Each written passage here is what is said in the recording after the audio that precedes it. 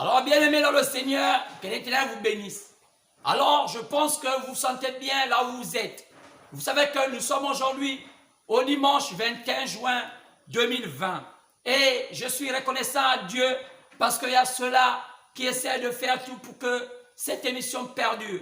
Par leur contribution, ils essaient d'envoyer leur contribution par parfois une dîme et puis parfois par des cotisations. Et cela nous permet à ce qu'on puisse diffuser ces vidéos. Et je suis content du fait que je sois encore présent ici parce qu'il y a ceux-là qui n'ont pas la bonne santé. Et nous voyons comment, en parlant de cette épidémie appelée coronavirus, comment cela a repris encore en Chine. Et je l'avais déjà averti. J'avais dit que ce n'était pas une maladie naturelle. Et j'avais déjà dit ça dans mes précédentes vidéos. Alors je vous ai fait comprendre seulement que le monde est en train de vivre un temps crucial.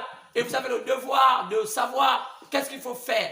Alors, je pense que le temps est venu. Le temps est venu où chacun de nous, on doit se résigner et être comme celui-là lorsque Dieu était sur le point de changer les dispensations au temps de ce prophète appelé Élie. Alors Dieu le conduit dans une caverne et ça l'a permis de bien réfléchir. Et dans cette caverne, Dieu donna les instructions à Élie, le prophète Élie. Alors cela, c'était que Dieu était sur le point de changer les dispensations.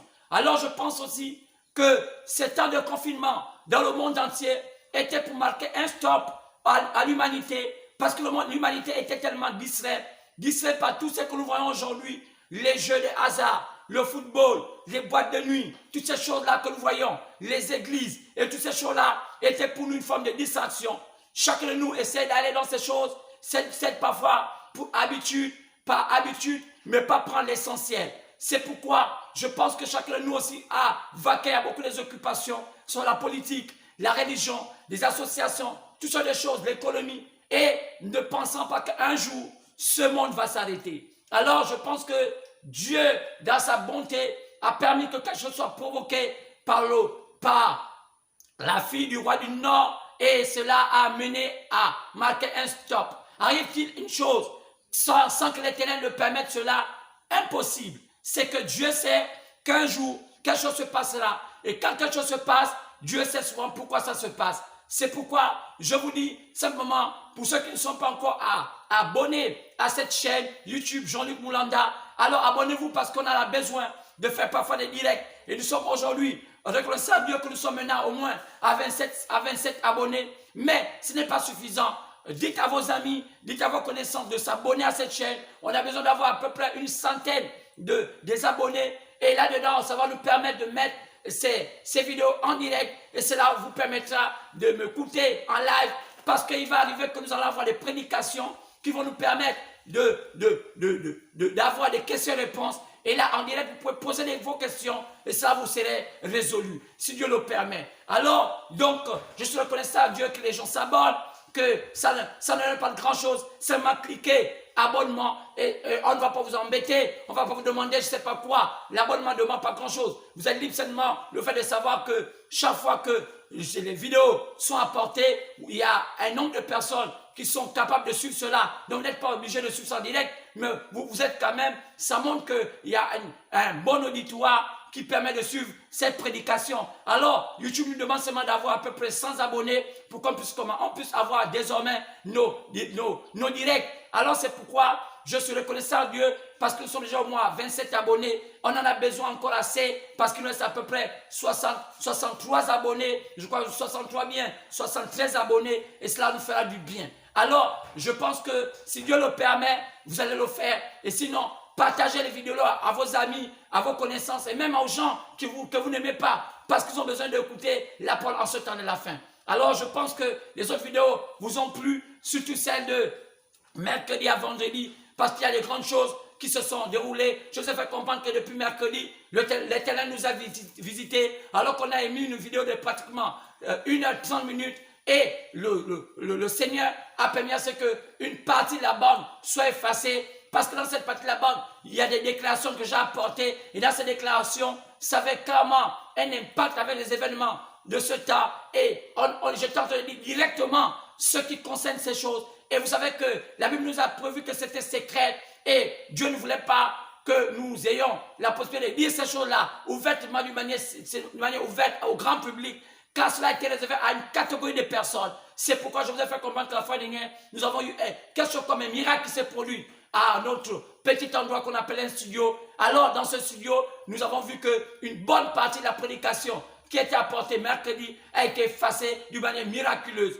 Et même celui qui prend les vidéos était surpris. Il allait même témoigner aujourd'hui, mais c'est parce qu'il s'est dit, bon, par rapport au temps, sinon ça prendra encore un peu de temps. Mais sinon, je vous dis sincèrement, on a reçu quelque chose d'extraordinaire. Alors, d'habitude, on a commencé à mettre parfois 1h30, 1h20. Mais vous allez voir que le mercredi, nous sommes arrêtés à peu près à 1h ou 1h02 minutes. Pourquoi? Parce qu'une bonne partie de la prédication fut effacée. Mais pourquoi l'Éternel a effacé cela? Alors moi, en regardant mes notes, j'ai compris que c'était une partie qui était cruciale pour la révélation de choses cachées que l'humanité n'était pas à même d'écouter. Alors, sinon, beaucoup pourront peut-être commencer à se révolter, se fâcher, mais cela a été réservé uniquement pour ces enfants. Alors, il y a des choses ici que je vais parfois survoler, je ne pourrais pas dire directement parce que cela n'est pas permis à tout le monde d'écouter ces choses, mais simplement à ses enfants. Maintenant, ce n'est pas parce qu'il y a un confinement que les gens ne peuvent pas prendre rendez-vous pour dire qu'on va rencontrer l'homme de Dieu pour pouvoir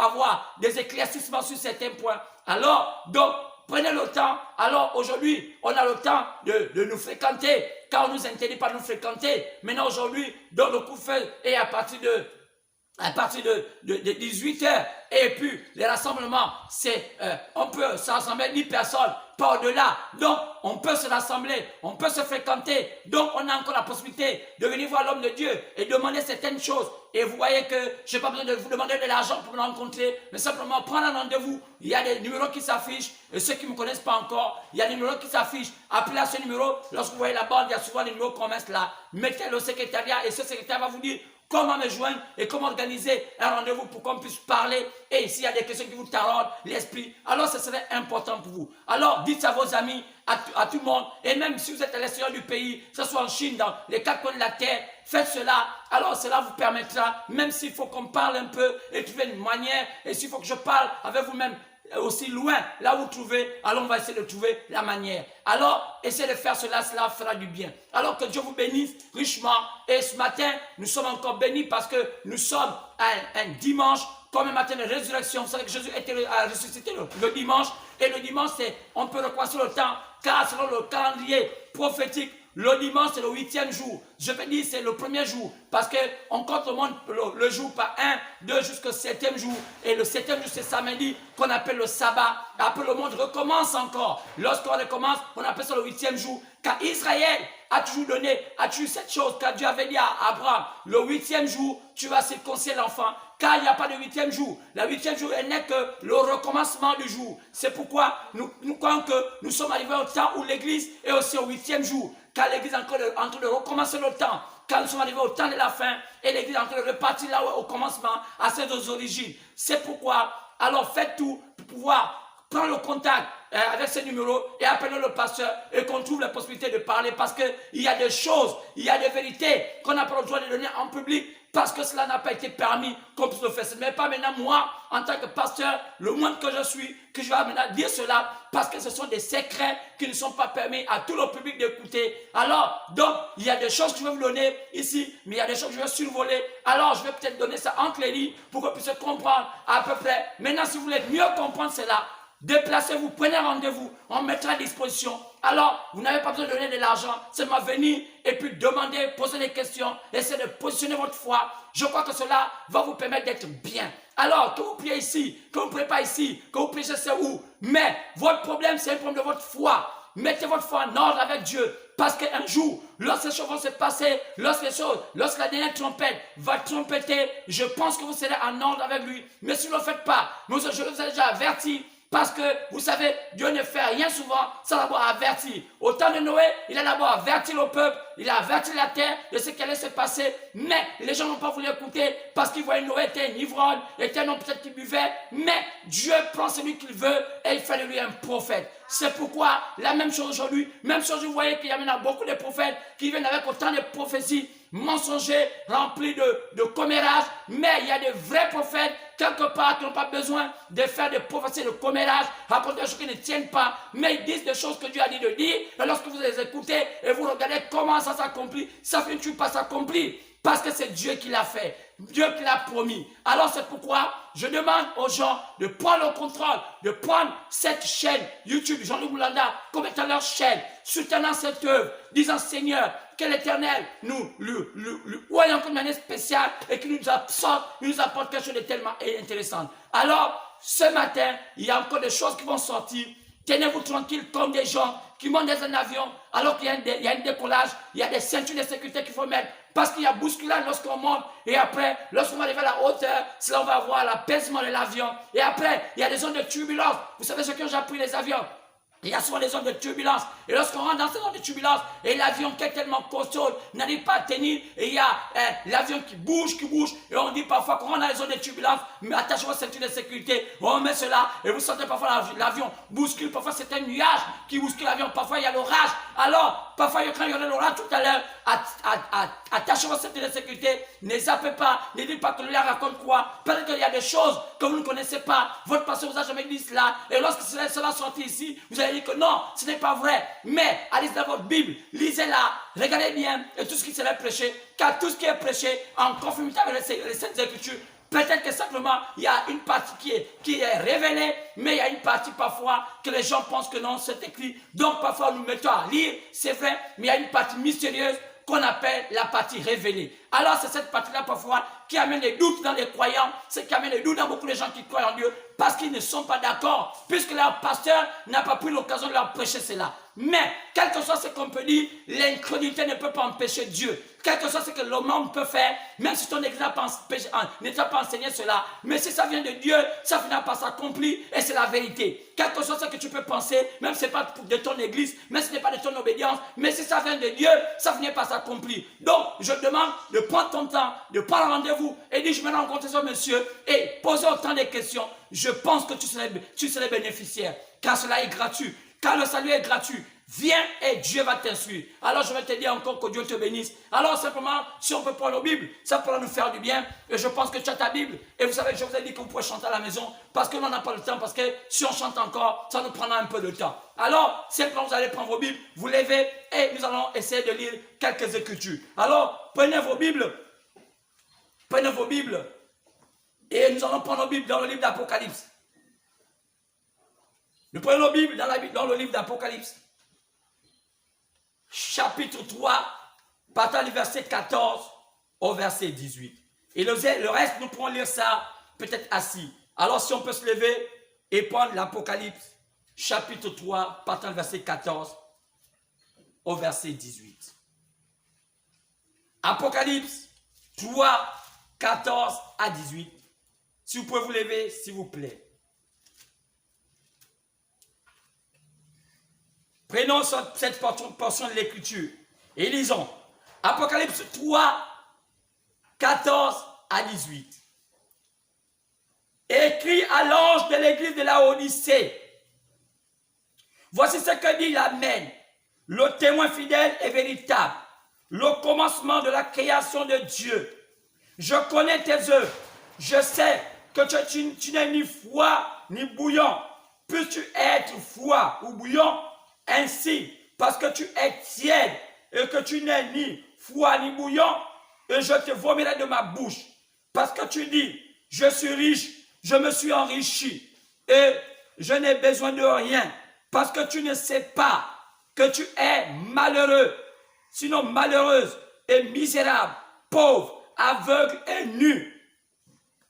Je te conseille d'acheter de moi de l'or, éprouvé par le feu, afin que tu deviennes riche et tes vêtements blancs et des vêtements blancs afin que tu sois vêtu et que la honte de ta nudité ne paraisse pas et un collier pour oindre tes yeux afin que tu vois. Alors que le Seigneur bénisse la lecture de sa parole au nom du Seigneur Jésus-Christ, j'ai ainsi prié. Amen. Alors, vous pouvez vous asseoir s'il vous plaît. Alors que Dieu vous bénisse. Et j'étais ici dans l'Apocalypse, chapitre 3, partant du verset 14 à 17. Je m'aimerais encore ajouter un autre chapitre et nous avons déjà l'habitude d'écouter ce chapitre, c'est Matthieu 13, partant du verset 10 au verset 17. Alors, lisons cette écriture. Matthieu 13, 10 à 17. Les disciples s'approchèrent et lui dirent, pourquoi leur parles-tu en parabole? Jésus leur répondit, parce qu'il vous a été donné de connaître les mystères du royaume des cieux et que cela ne leur a pas été donné. Car on donnera à celui qui a et il sera dans l'abondance, mais à celui qui n'a pas, on ôtera même ce qu'il a. C'est pourquoi je leur parle en parabole. Parce qu'en voyant, ils ne voient pas. Et qu'en entendant, ils n'entendent ni ne comprennent. Et pour eux, s'accomplit cette prophétie d'Ésaïe.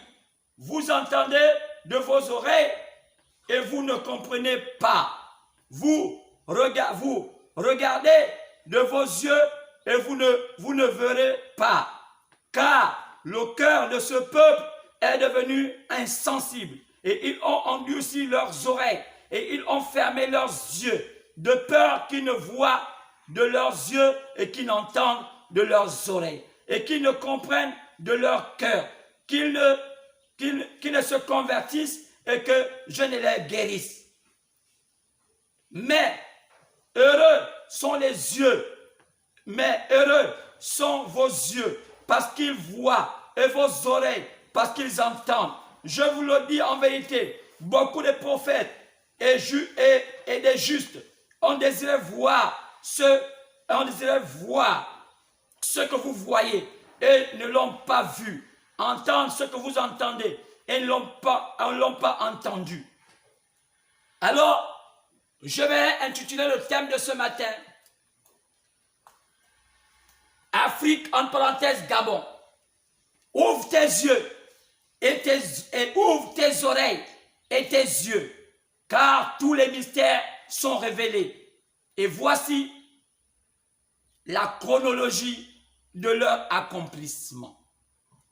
Afrique ou Gabon, ouvre tes oreilles et ouvre tes yeux, car tous les mystères sont révélés. Et voici la chronologie de leur accomplissement. Alors, quand on parle de ce thème, je pense que vous comprenez mieux ce que je veux dire. Ici, comme je l'ai lu tout à l'heure, dans Matthieu 13, vous avez compris, c'est un problème des yeux et des oreilles bouchées. Et alors, j'ai aussi lu ça dans Apocalypse chapitre 3, partant du verset 14 à 18. Vous avez aussi vu que c'est un problème des oreilles et des yeux qui étaient bouchés. Alors ici, j'ai intitulé le thème de ce matin, donc le dimanche 21 juin 2020, Afrique, je parle ici à l'Afrique, et je parle aussi au Gabon parce que je suis originaire du Gabon. Ouvre tes oreilles, ouvre tes yeux, car tous les mystères sont révélés. Et si les mystères sont révélés, je vais parler un peu de la chronologie de l'accomplissement de ces mystères. Donc, lorsqu'on parle de la chronologie, c'est comment ces mystères ont été vus, ont été rendus visibles et comment cela va s'accomplir. Car vous savez que j'ai toujours dit qu'un mystère est une vérité divine cachée. Un mystère, c'est une vérité divine mais cachée, mais qui doit être révélée. Mais même lorsqu'il est révélé, ce mystère, il a toujours un élément surnaturel. C'est pourquoi vous devez avoir cela désormais dans votre esprit, quand on parle d'un mystère, c'est une vérité de Dieu cachée, mais qui va être révélée ou bien qui est révélée. Mais lorsqu'on la révèle ou bien on révèle cette vérité, alors malgré cela, cette vérité garde toujours cette substance du surnaturel. Pourquoi? Parce que souvent, même lorsque la vérité est révélée, les gens ne croient pas toujours. Alors c'est pourquoi je voudrais ici que vous attachez vos ceintures de sécurité comme un Boeing qui décolle, parce qu'il y a des choses qui vont être apportées à votre appréciation. Et je pense que cela va vous aider Alors, j'ai essayé simplement de vous apporter un certain éclaircissement dans ce qui se passe aujourd'hui. Alors, depuis que j'ai commencé à rentrer dans YouTube, vous savez que mes prédications sont objectives. Alors, je pense qu'il essaie seulement de voir la lecture de comment je les apporte, même quand parfois je modifie les thèmes. Mais lorsque vous regardez la manière dont j'apporte cela, vous allez seulement comprendre que là-dedans, il y a une chronologie des faits, il y a une avancée. Et si vous comprenez mieux, et ceux qui n'ont pas compris mieux, bien peut-être c'est la première fois qu'ils m'écoutent, ils peuvent seulement repartir dans mes anciennes prédications, dans toujours ma chaîne YouTube, Jean-Luc Moulanda. Vous allez voir que j'ai une chronologie des faits et cela vous permettra de mieux vous accorder avec ce qui est prêché. Alors, si seulement vous me prenez à la volée, je ne peux pas recommencer tout ce que j'ai prêché. Je suis en train d'aller dans un domaine. Alors, dans ce domaine, vous devez simplement vous rapprocher de ce que j'avais déjà prêché et ça va vous accorder, ça va vous amener la facilité de bien comprendre ce que je suis en train d'apporter aujourd'hui. Alors, c'est clairement de dire à l'Afrique d'ouvrir les oreilles, ouvrir les yeux, car les mystères sont révélés.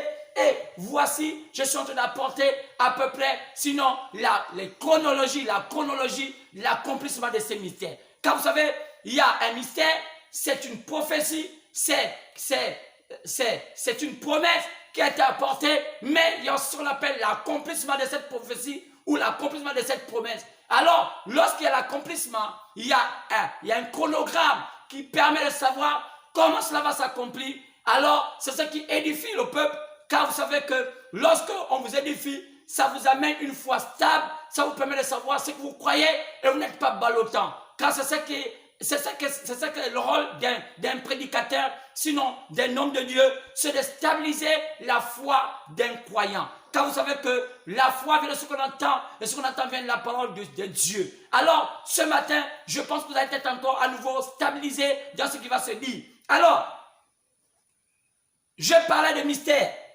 et je disais que un mystère, c'est une vérité divine, et une vérité divine cachée. Alors, qui est censée être révélée, et même lorsqu'on la révèle, il garde toujours un élément surnaturel. Mais, lorsque je vais un peu énumérer, c'est un prophétie, sinon c'est un mystère qui a été prévu. Il y en a beaucoup. Mais je vais vous dire quelque chose d'intéressant. Parmi tous ces mystères, il y a ce qui nous intéresse, qui nous interpelle le plus. C'est ce qui concerne le plan du salut des nations. Ah oui, qu'on appelle les païens. Parce que le Gabon, l'Afrique n'est pas dans tout le plan, mais l'Afrique est dans le plan du salut des nations. C'est vrai que l'Afrique fait partie des nations, et quand on parle des nations, vous allez dire, mais tout le monde y a les nations. Mais ici, là, je vais spécifier ça pour dire les païens. Alors, vous allez comprendre que le monde qui avait commencé à compter le temps, a recommencé son temps au temps de Noé. Regardez bien, le monde fut englouti par de l'eau. Mais, après cela, 3 fils de Noé, appelés Sem, Japheth et Cam, furent ceux-là qui peuplaient la terre. Il y avait 3 enfants. Il y avait Sem, il y avait Japheth, il y avait Cam. La Bible dit que c'est par ces 3 enfants que le monde a commencé à se repeupler. Alors c'est pourquoi ces 3 enfants sont identifiés comme les 3 peuples qui peuplent la terre. C'est pourquoi on les appelle les Juifs, les Samaritains et les païens. En d'autres termes qu'on appelle les gentils, ou bien aussi on les appelle les nations. Donc ce n'est pas nation comme on appelle les républiques. Non, c'est un mot qu'on utilise lorsqu'on veut spécifier une catégorie de personnes qu'on appelle les païens. Alors, parfois les chrétiens appellent païens ceux qui ne croient pas, oui, mais les païens sont tous ceux-là qui sont animistes, qui sont les idolâtres, tous ceux qui font ce genre de choses-là, on les appelle les païens. Donc, la terre est peuplée de 3 catégories de personnes. Il y a les juifs, selon les gens de l'Orient, qui croient selon le judaïsme, donc selon on les appelle les juifs. Il y a ceux qu'on appelle les samaritains, ils sont parfois même musulmans, ceux qu'on appelle les arabes. Alors, aussi, on peut aussi comprendre que hormis les Samaritains, il y a ce qu'on appelle les païens. Les païens, c'est ceux qui sont des paganistes. Donc, ceux qui sont des idolâtres, comme nous, les Gabonais, nous avons été tués des idolâtres, car nous avons de Dieu, et non Dieu, ce sont les dieux du paganisme. Là, vous voyez toutes sortes de choses que nous faisons. Nous vénérons des arbres, nous vénérons des pierres, nous avons l'adoration de plusieurs dieux. Alors, c'est pourquoi nous appelons les païens. Vous savez que toute la terre a été un moment paganiste. Lorsqu'ils étaient à la tour de Babel, toute la terre était paganiste. C'était une émanation des enfants de Caïn. Et il y avait dedans Kish, Sémiramis et son fils qu'on appelait Nimrod. Même si aujourd'hui les noms ont changé, mais ce sont les mêmes personnages. Aujourd'hui, on peut simplement appeler Kish, ce monsieur qu'on appelle le dieu Hermès, qu'on appelle Thor, le dieu Thor. Mais on l'appelle aussi Hermès. C'est le même Kish de l'Ancien Testament qu'on a quasiment changé de nom. Mais aujourd'hui, celle qu'on appelle Sémiramis, qu'on appelle dans l'Ancien Testament, qu'on appelait Sémiramis, qui était la mère de Nimrod, c'est celle qu'on appelle aujourd'hui la Madone, c'est la même qu'on appelle aujourd'hui la déesse Diane, c'est la même qu'on appelle aujourd'hui, Isis. Alors, c'est la même qu'on appelle Isis, c'est la même, mais les noms ont changé. Et ce monsieur qu'on appelle aujourd'hui, qu'on appelait avant Nimrod, c'est le même qu'on appelle aujourd'hui Osiris, c'est le même qu'on appelle aujourd'hui Zeus, c'est le même, mais c'est le même personnage. Et ces mêmes personnages-là sont aussi reconnus dans notre tradition, qu'on soit au Gabon, qu'on soit au Bénin, qu'on soit au Sénégal, qu'on soit en Mauritanie. Ils ont plusieurs noms. Par exemple, au Sénégal, on appelle Sémiramis Fatima. C'est Fatima. Fatima là, c'est la grande déesse qu'on appelle Diane. On appelle Diane chez les Européens, chez les Romains. C'est la même. Et elle a toujours été adorée de la même manière. C'est la même qu'on appelle dans nos traditions. Tu l'entends Ndjembe. Ndjembe, pas mal au Gabon, on appelle Ndjembe. On l'appelle aussi chez les Okandais, les Simba, on l'appelle Nzona. Et tout cela, et cela, on peut encore l'appeler. Il y en a plusieurs noms qu'elle a comme ça. Et il y en a beaucoup comme ça. Au Gabon aussi, comment on appelle Hermès, comment on appelle aussi Osiris. C'est les mêmes personnages, mais changeant les noms selon les localités, parce que chacun de nous a été dispersé, et c'est pourquoi c'est à ce niveau-là qu'il faut comprendre, il faut aller à la base du message, de l'application d'aujourd'hui, et de comprendre le sens de la croyance de la terre. Si vous ne partez pas dans ce sens-là, vous n'allez jamais comprendre comment le monde fut bâti. C'est pourquoi, quand j'ai commencé mes propos, bien avant mes prédications, je parlais de deux pouvoirs, le pouvoir de Joseph et le pouvoir de Pharaon. Et c'est ce qui a amené à ce qu'on arrive à ce niveau. Et je vous ai fait comprendre que le temps de Joseph, quand vous regardez la Bible, vous regardez Joseph, qui était le roi, qui était le roi, sinon en Égypte, c'est un temps semblable à notre temps. C'est le même temps. Mais les données ont changé. Mais quand vous voyez la configuration des données, c'est la même chose. Qu'est-ce qui se passe?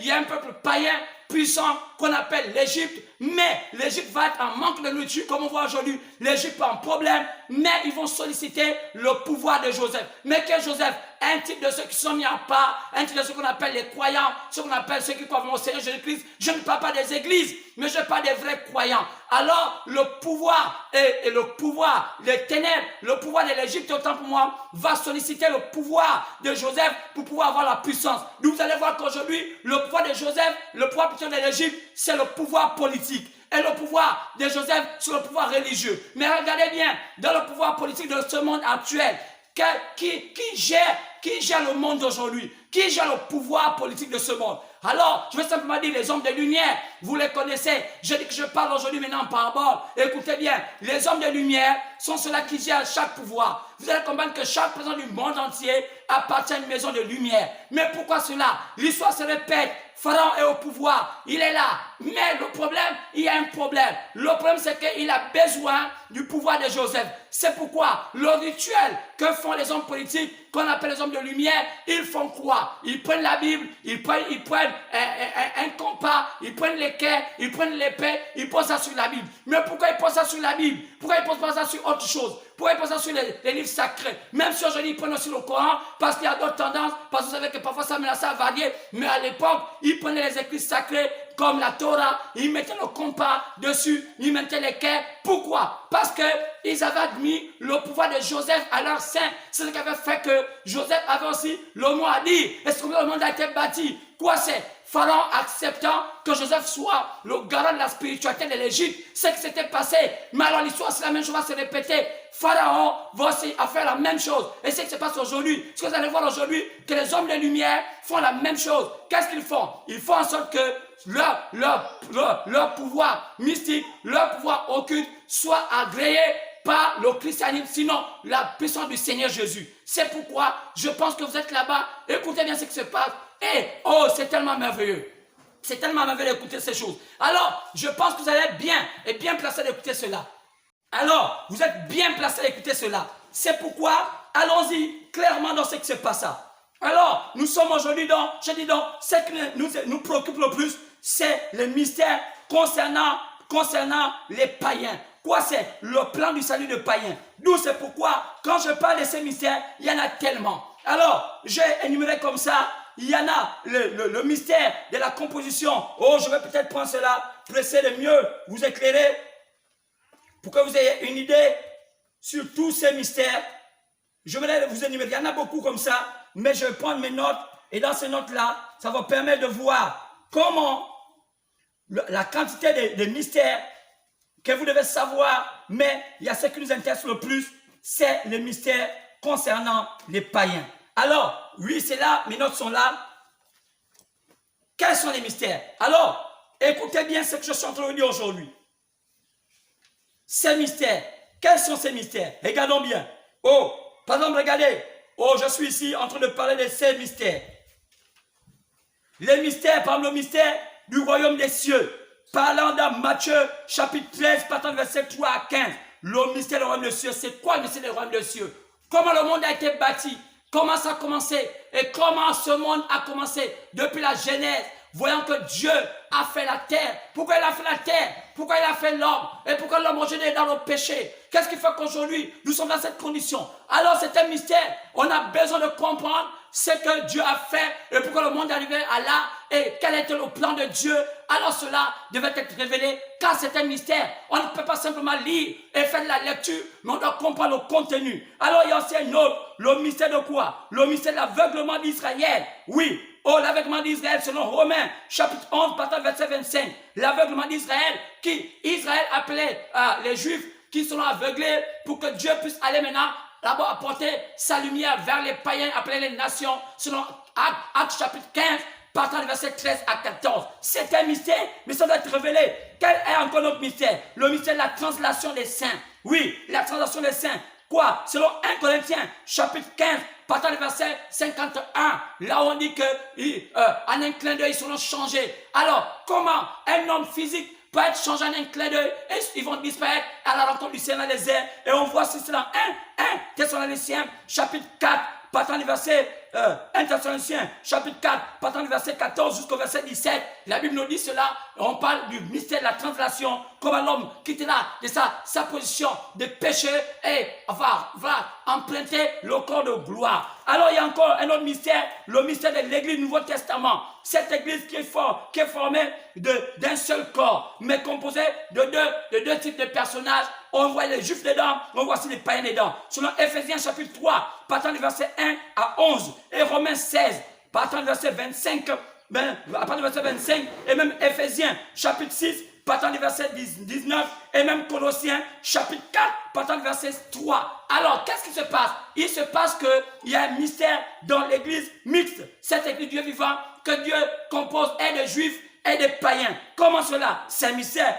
Il faut savoir comment ça se passer. Il y a aussi le mystère de l'église qu'on appelle l'épouse du Dieu vivant. Qu'est-ce que ça veut dire? Beaucoup de chrétiens ne savent même pas ce qu'on appelle l'église épouse. Quand on parle du mot épouse, ils se disent, oh, on n'a jamais entendu parler de cela. Mais pourtant, il a été écrit dans tout cela. On peut souvent voir cela dans Ephésiens, chapitre 5, partant du verset 28 à 32.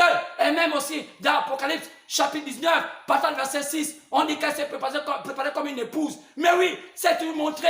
Dieu a-tu dit qu'il y a une église qu'on appelle épouse. Mais dommage que les gens ne croient pas cela et ils disent que non, c'est des choses qui ne sont pas claires. Alors c'est sur la Bible. Mais qui leur a enseigné de la théologie humaine, de n'importe quoi. Les gens toujours s'accrochant en menteurs au lieu de suivre ceux qui détiennent la vérité. Alors, hormis cela, on a aussi le mystère, hormis le mystère de l'église qui épouse, on a aussi le mystère, oui, le mystère de Galates 2, 20. Qu'est-ce que ça veut dire? Oh, ce mystère est celui du Christ vivant et le même hier, aujourd'hui, éternellement. Oui, qui n'a pas changé. Galates 2, partant du verset 20. Le Jésus là qu'on a tué est le même aujourd'hui. Selon Hébreux aussi, 13, partie verset 8. Il est le même hier, aujourd'hui, éternellement. Il n'a pas changé. Il est le même. Il est là. Il n'a pas changé. Il est parti, il est revenu. Il n'est pas mort, il est ressuscité. Il y a aussi le mystère, oui, le mystère de Dieu en Christ, en tant que la plénitude de la divinité. Car Jésus était Dieu. C'est là parfois les gens disent, c'est pas possible. Oui, on est dit cela. Jésus-Christ est Dieu, Dieu Tout-Puissant, incarné en tant qu'un homme. Et ça là, ça divise les croyances. Même notre tradition ne croit pas ça. Que Jésus soit Dieu, c'est pas possible. On peut dire qu'il est fils, on peut dire que peut-être que c'est un homme élevé. Et même les hommes de lumière disent que c'est pas possible. Il n'est pas Dieu, c'est un maître, c'est vrai. Mais c'est un mystère. Il faut savoir pourquoi Jésus est Dieu. Comment un être humain qui va aux toilettes, qui mange, qui fait tout ça, qui a mangé, qui a pleuré, il était Dieu. Mais c'est un mystère. Vous devez être enseigné. C'est pourquoi ce sont ces choses-là qu'on doit enlever dans notre esprit pour comprendre exactement qu'est-ce que Dieu est en train de faire. Alors on peut aussi parler du mystère, du mystère de l'iniquité. Quoi l'iniquité? 2 Thessaloniciens, où on parle de l'iniquité qui s'établit dans le lieu saint. Le diable s'incarnant sous la forme d'une église. Et les gens pensaient que c'était l'église, alors que c'est le diable. 2 Thessaloniciens, oui, l'homme du péché. Il serait là sur la terre comme étant un oint, mais pourtant c'est le diable sous la forme d'un homme d'église. Oh, il y a aussi le mystère de quoi? Le mystère de Apocalypse chapitre 1, partant du verset 20. Quoi? Des 7 étoiles. Qui sont ces 7 étoiles? Les hommes à qui Dieu va choisir. Ils seront 7. Quoi? Parce qu'il y aurait 7 églises, il y aurait 7 temps pour pouvoir amener l'évangile vers les païens, vers les nations. Dieu va programmer 7 temps. On peut voir ça dans l'Apocalypse, chapitre 1, partant du verset 20, les 7 étoiles, qui sont les 7 messagers. Je prends dans le matin que dans l'Apocalypse, dans les premiers chapitres, chapitre 1, 2, 3, on parle de 7 temps, 7 églises, 7 messagers. Et on dit que les païens, nous les païens, on va être sauvés au travers de ces 7 temps-là. C'est pourquoi l'Éternel va oindre. Ce qu'on voit, il y a un fils d'homme qui marche dans le chandelier, et par ces chandeliers-là, c'est par ces chandeliers-là, par ces messagers-là, que Jésus-Christ s'est fait l'honneur de choisir les élus au travers de ces temps-là. D'où ça commence depuis le 1er siècle. Donc la première lumière du chandelier, c'était l'apôtre Paul. C'est pourquoi il dit dans Romains 11, il dit, moi Paul, à qui Dieu a fait apôtre des païens. Qui c'est? Dieu a mis Paul pour qu'il commence le travail. C'est dans 1 Corinthiens chapitre 3, et verset 9, il dit, c'est moi qui ai mis le fondement de cette église, mais celui qui bâtira, on n'a qu'à faire attention. C'est pourquoi, dans toutes ces choses-là, lorsque les gens ne comprennent pas ça, surtout le Gabon, surtout l'Afrique, vous prenez un truc que vous ne maîtrisez pas. Jésus a dit ça à la femme samaritaine. Tu adores ce que tu ne connais pas. Les enfants ne connaissent pas le christianisme, mais lorsqu'ils se sont emboîtés au christianisme, on n'est pas la bonne manière, ils ont adopté la religion. On a adopté le christianisme, l'Afrique a adopté la religion. C'est pourquoi, revenez en Christ, Dieu reviendra à vous. Ne partez pas la religion. La religion vient, il a tout droit dans l'enfer. Car la religion n'appartient pas à Dieu. La religion, c'est une photocopie. C'est une falsification de la vérité. C'est pourquoi ne soyez pas membre d'une église, mais soyez membre du corps de Christ. Soyez un homme. Et là-bas, on n'entre pas devenant membre d'une église. Non, mais en reconnaissant la parole du temps, en reconnaissant là où Dieu a parlé. Car Dieu a parlé au travers de ces 7 messagers, et chaque messager avait un temps. Alors toi, qui es né à un temps, tu dois reconnaître le messager qui a apporté à ton temps. En écoutant son message, automatiquement, cela montre que tu étais déjà dans le processus de l'élection qui fait partie de l'église du Dieu vivant. Mais si tu es tellement accroché à ton église, disant que c'est mon église, ton église ne te sauvera pas. Car il n'est pas dans une écriture qu'une église va sauver quelqu'un. Jamais. Mais il a dit, le Seigneur lui-même enverra ces 7 messagers dans toute la terre. Matthieu 24, il va dans Matthieu 24, partant verset 29 jusqu'à 30 à 33. Il dit, il enverra ses anges qui veut dire messagers, dans les 4 coins de la terre pour rassembler ses élus. Donc,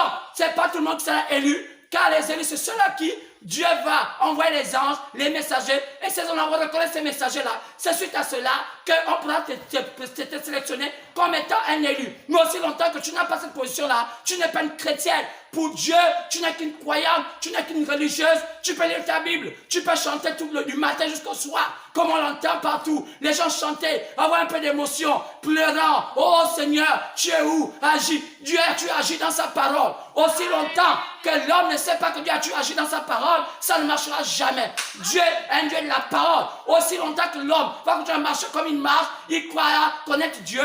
Oh, qui était en ce temps-là? Noé était l'envoyé de Dieu. Même si les gens lisaient les Bibles, même si les gens en ce temps, ils avaient peut-être des paroles, les gens pour connaître, mais il fallait connaître ce que Dieu avait dit au travers de Noé. Car c'est pas Noé qui avait la sélection. Mais les gens aujourd'hui veulent se sauver eux-mêmes. Ils créent des églises, dans les maisons, dans les quartiers. Ils ont de l'argent, ils mettent ça climatisé. Vous voulez imiter les Blancs sont perdus. Et ils ont rejeté le Seigneur depuis longtemps parce que leur visitation est terminée. Oh, n'allez plus là-bas en Europe, n'allez plus en Amérique, disant venez nous prêcher au Gabon, le Gabon s'est libéré. Eux-mêmes ne savent plus comment être libérés. Comment les gens qui ne savent pas comment être libérés, vous envoient libérer un pays qui est enclavé, ou un pays qui est en des ténèbres. Oh, Dieu a dit, je susciterai au milieu de vous un homme qui va apporter la parole. Oh, Dieu, oh oui, qu'est-ce qui se passe là? Même chose. Oh, Deutéronome 18. Je suis là parmi vous, toujours. Dieu n'a pas chance de faire les choses. De la même manière qu'il a fait dans cet sabbat, de la même manière qu'il a fait au temps de Jésus, il le fera encore aujourd'hui. Dans chaque pays, Dieu envoie tuer un ouin. Les ouins qui sont dans ce pays-là. Donc ne pensez pas que le salut viendra du Congo, le salut viendra du Nigeria, le salut viendra du Bénin, ou bien de la Côte d'Ivoire, ou bien de tous ces pays-là, ou bien de la France. Le salut vient du Gabon. Car Dieu, dans le Gabon, a des vrais ouins, oh, qui n'ont rien avec les blancs, les noirs, qui ne sont pas complexés, à qui Dieu a ouin d'une manière spéciale. Oui. Si tu ne comprends pas cela, c'est que tu es séduit, car Dieu n'a jamais changé. Un blanc ne vient pas te changer, pas parce qu'il est blanc. Non, Dieu n'a rien avec les blancs, les jaunes, les peaux. Non, Dieu cherche les ouins. Et ces vrais ouins n'ont rien avec la peau. Ce sont des cœurs sincères. C'est pourquoi ce sont la prostitution qu'on a toujours l'habitude de faire. Position en toutes choses, position en politique, position dans tous les domaines. L'Africain devient un mendiant qui n'a jamais volé, qui passe son temps là, c'est prostitué. Gauche, droite, gauche, droite, gauche, droite, gauche, droite. Ils ont rejeté leurs choses, même si ce n'était pas bien. Mais ça avait un peu de valeur à l'intérieur. Mais il fallait seulement changer de dispensation. Mais ils n'ont pas compris cela. Mais qu'est-ce que leur a pas amené à l'Afrique? Par le christianisme, une religion. C'est pourquoi, revenez à Dieu. Dieu a toujours pensé qu'un peuple qui ne connaît pas Dieu, c'est un peuple aveuglé, mais il a encore le temps de changer. Mais quand il est comme ça, il envoie toujours un temps. Oh, on a pas une dernière chance, un dernier moment. Oh, il a laissé au temps de Noé 7 jours avant. Malgré ça, 7 jours après. Malgré 120 ans, il y avait encore 7 jours, mais personne ne le croyait. Aujourd'hui, le Gabon, c'est la même chose. Combien de temps reste-t-il au Gabon? Alors que tous les pays traversent ce temps de crise. Tous les pays aujourd'hui sont traversés un temps où ils ont eu le temps de lumière, ils ont rejeté cela. Mais le Gabon, combien de temps reste-t-il pour la lumière au Gabon? Lorsque cette lumière va prendre fin, le Gabon va tomber dans un cycle de ténèbres. Et cela serait incontrôlable. Les gens sont là loin des démons. On ne pourra plus contrôler les gens. Comme on voit aujourd'hui au Nigeria. Écoutez ce qui se passe. Ça devient le pays le plus bizarre. Oh, il y a la plupart des gens qui se disent pasteurs, qui se disent hommes de Dieu, qui se disent chrétiens. Ce sont des violeurs. Aujourd'hui, le Nigeria est parti maintenant parmi les pays les plus violents des femmes au monde. Et vous voyez, il n'y a pas que le Nigeria, il y a aussi le Congo démocratique. Le travail, c'est de violer les femmes. Mais pourquoi le christianisme qui croit les amène pas, n'est pas violer ses sœurs? Pourquoi ils violent? Parce que le christianisme n'a jamais entré dans leur cœur. Comme les Romains. Les Romains, malgré qu'ils ont eu le Vatican là-bas, mais ils n'ont jamais changé. C'est là où est née la mafia, et la mafia a toujours été en Italie. Qu'est-ce qui se passe? La religion n'a jamais changé un homme, mais c'est Dieu qui te remplit du Saint-Esprit, qui te change. Aussi longtemps que Dieu ne te change pas, même si tu lis la Bible, même si tu fais tout ce que tu veux faire, tu ne vas jamais changer. C'est pourquoi je dis, reviens à Dieu, car il y a un plan. C'est pourquoi je parlais des mystères, ces mystères qui sont intéressants pour nous. Est-ce que tu peux les écouter aujourd'hui et me dire un amen là où je suis? Je crois que ça me fait plaisir. Oui, il y a le mystère de cela. Le mystère de ces messagers. Oui, le mystère de quoi? Le mystère de ces 7 messagers envoyés dans ce temps. Oh, il y a aussi le mystère de Babylone. Quoi? Après chapitre 17, partant de verset 5 à 7. Babylone la grande. Qui est Babylone? Cette grande église, cette femme qui séduit les rois. Oh, c'est un mystère. Oh mon Dieu, il y a tellement de mystères. Il y a tellement de choses qui sont dévoilées. Des choses qu'on doit comprendre ce temps à la fin. Oui, des mystères. Il y a tellement de mystères. Le mystère des 4 cavaliers. Oh, d'après chapitre 6, où on parle d'ouverture de sceaux. Le premier cavalier, le deuxième cavalier. Qui sont ces cavaliers-là? Oh, le mystère du serpent. Oh, la semence du serpent. Le mystère de la grâce. Le mystère du baptême. Le mystère du baptême du Saint-Esprit sans sensation. Le mystère du baptême d'eau. C'est quoi le vrai baptême en réalité? Est-ce que c'est pas la partie qu'on fait là? Le mystère. Oh, le mystère du retour de la colonne de feu dans l'église. Le même Dieu qui était en Israël au temps passé est revenu en ce temps avec la même colonne de feu. Oh, il y a tellement. Le mystère de l'enlèvement. Le mystère de la seconde venue de Jésus. Le mystère de l'avènement. Le mystère. Il y a tellement de mystères. Oh, il y a tellement de confusion. Le mystère du retour de Jésus lorsqu'il repart maintenant en Israël après qu'il a apporté l'évangile vers les païens. Tous ces mystères-là doivent être révélés. Le mystère. Oh, il y a tellement de. Mais qu'est-ce qui se passe? Dieu avait promis qu'au temps de la fin, un homme devait être programmé pour révéler cela parce que Jésus lui-même doit revenir. D'où on parle de l'avènement du Seigneur Jésus-Christ. On regarde, c'est tellement clair. L'avènement du Seigneur Jésus-Christ était. Donc, c'est un peu pratiquement à la ramasser que je sais vous donner tous ces mystères-là. Et sachant qu'un jour, Dieu va demander les comptes. Quand on parlait de la mystère, le mystère, la seconde venue du Seigneur, le mystère de l'enlèvement, oh, le mystère d'Israël.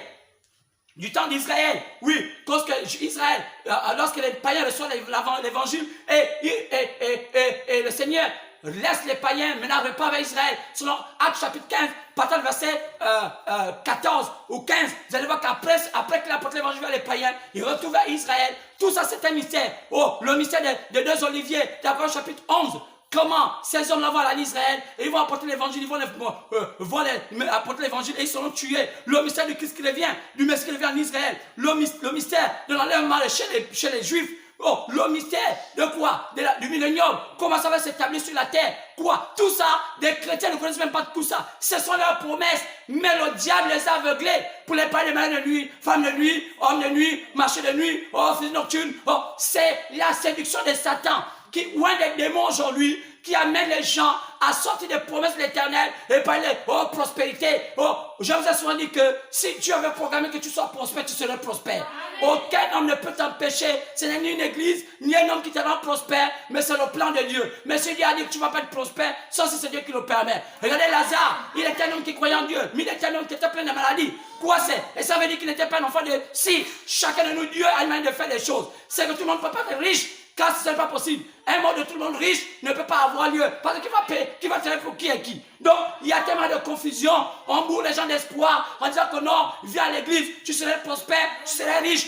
Ce n'est pas possible. Même les fleurs, ça diffère. Il y a des roses, il y a ceci, et chacun n'est pas au même enseigne. Donc, le diable fait quoi? Amène les gens à croire un faux message. C'est ce qui amène aujourd'hui. Les gens ne pas avoir une véritable foi. Et la vraie promesse, ils ne veulent pas tenir, ils ne veulent pas se tenir sur les promesses de l'Éternel. Ils se tiennent sur les promesses de la séduction. Alors, les gens quittent les objectifs réels de l'Éternel pour les objectifs de leur pasteur, dans la prospérité, dans ceci. Mais je n'ai pas interdit aux gens d'être prospères. Mais je crois que si Dieu voulait que tu sois prospère, tu le seras. Je n'ai même pas besoin de prier pour toi, car c'est le plan de Dieu dans ta vie. Mais le diable, qu'est-ce qu'il fait? Il détruit les gens de promesses avec tout ce que je vous ai donné, comme page, regardez, comme tout ce que je vous ai donné, comme dictionnaire, comme tout ça, sur ce qui va se passer comme mystère. Comment les gens vont quitter tout cela pour se focaliser sur une affaire de prospérité? Même les hommes, les païens qui sont prospères, qui n'ont même pas Dieu, regardez comment c'est, ils sont prospères. Est-ce qu'ils ont besoin d'aller prier pour être riches? Est-ce qu'ils ont besoin d'aller prier pour être président? Est-ce qu'ils ont besoin d'aller prier pour être ministre? Non, ce sont les affinités, forcément. Mais ça, ce ne sont pas les mystères. Quelqu'un qui va être ministre, il doit comprendre que s'il a fait les écoles, et il a fait l'école, et il a les relations avec les hommes politiques, il va forcément avoir un poste. C'est clair, mais dire maintenant que c'est là, il faut enseigner ces choses-là. C'est du mensonge. Oh, leadership, tout ça, c'est païen. Mais je crois que ces promesses-là, où il y a les mystères-là, ça te concerne. Parce qu'un jour, tu quitteras la terre. Et quand tu quitteras la terre, qu'est-ce qui va se passer dans ta vie? Même un président aujourd'hui a besoin de cela. Parce qu'un jour, il va laisser tout ce qu'il a. Il va laisser son argent. Il va regarder tous ces personnes qui meurent aujourd'hui. Pour la Ziza, tout ce monde qu'on a les savants. Oh, Bongo, oh, tout ce monde-là. Il y en a plein. Il y en a plein. On peut appeler, oh, comme Mobutu. Il y en a plein qui sont pas comme ça. Qui étaient tellement riches. Oh, cet homme qui a fait la marque qu'on appelle la pomme. Regardez cela. Oh, c'est moi, Steve Jobs. Regarde, il est mort. Mais pourtant, il est parti où? Mais les hommes aujourd'hui ne savent pas que, malgré leur richesse, ils doivent préparer leur départ. Parce qu'un jour, ils partiront. Mais qu'est-ce qui va se passer dans leur vie? Mais s'ils continuent à suivre un message démagogue, en se contentant seulement des prospérités, oh, qu'est-ce qui va se passer dans leur vie? Lorsqu'ils vont partir, ils vont bientôt fermer l'œil. Regardez donc il y a eu Corona. Tout le monde a commencé à avoir peur. Pourquoi j'ai peur? Parce qu'ils ne savent pas ce qui va arriver. Ce n'est qu'un signal. Mais je vous dis tout à l'heure, je vous connais encore pour dire, revenez à Dieu. Sortez de vos loges, sortez de vos clubs qu'on appelle l'église, sortez de vos systèmes dont vous êtes embarqués. Qu'est-ce qui se passe? Sortez de vos systèmes que vous appelez hommes de lumière, là où vous avez des confusions entre vous. Revenez à Dieu, demandez à Dieu, Seigneur, est-ce que la voix que j'emprunte est une belle voix? Est-ce que, oh, bien-aimé, parce que ça va vous surprendre un jour. Vous allez vous retrouver de l'autre côté et ce jour-là, vous allez pleurer. Vous n'allez plus avoir toutes ces choses, tous ces privilèges que vous avez sur la terre. Mais ce jour-là, vous serez face à votre jugement. Oh bien-aimé, ce matin, monsieur, ce matin, ma soeur, je t'interpelle, toi qui as mis ta foi à un système d'église, toi qui as mis ta foi à un système de Bible, toi qui as mis la foi à un système de Coran, toi qui as mis la foi à un système, je ne sais pas, oh tous les matins, tu regardes au sud, vers l'est, tu es dans un club des hommes de lumière, pense que ça va t'aider, oh ça t'aide parce que tu as l'amitié, tu as la fraternité, on t'aide au travail, tu as ceci, tu as de l'argent, mais au jour du jugement, cela ne va plus t'aider. Parce que les hommes de lumière vont plus t'aider. Aujourd'hui, les musulmans vont plus t'aider. Les ennemis vont plus t'aider. Tu es en face du roi des rois. Qui c'est? Jésus-Christ de Nazareth. Le Dieu Tout-Puissant. Il te dira, qu'est-ce que tu as fait lorsque l'évangile passait? Oh, je t'en ai construit des maisons. Oh, je t'en ai fait ceci. Oh, je t'en ai crâné. Oh, je t'en ai montré ma beauté. Vous les femmes, qui, oh, je suis tellement belle. Oh, je vois l'homme plus riche. Comme les Kardashians, toutes ces histoires-là. Oh, vous voyez, c'est honteux que l'Afrique retourne à les ténèbres. Comme on voit aujourd'hui aux États-Unis. Ces Africains, oh, malhonnêtes, qui sont devenus drogués, des défilants en disant que oh, ils combattent l'esclavage. Comme après combien de milliers d'années, c'est maintenant aujourd'hui que les Africains disent, on se lève contre l'esclavage. Mais c'est du banditisme. C'est un pays qui les a aidés, un pays qui les a amenés au moins un statut un peu élevé. On les s'intégrer, ils ont continué à faire ce qui est sale.